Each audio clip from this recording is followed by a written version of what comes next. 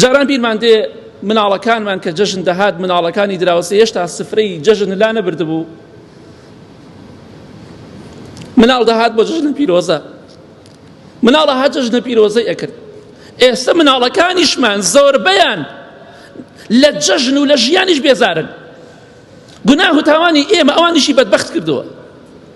مناڵەکانمان چەنها کێشیان هەیە، چەنها مشکیلان هەیە.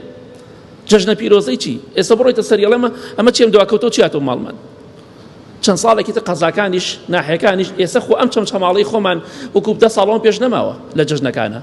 ئەگە کۆرۆناش نەبێ وردە نامێنێ، ئەم شتانە نامێنێ، ئەم ڕەحم و ڕێز و حورمەتە نامێنێ.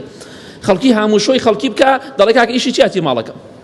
وای لێ دێ وردە وەکو پارێزگاکانی لێ دێ هەمووی وای لێ دێ، بەڵام کاتی دەوێ.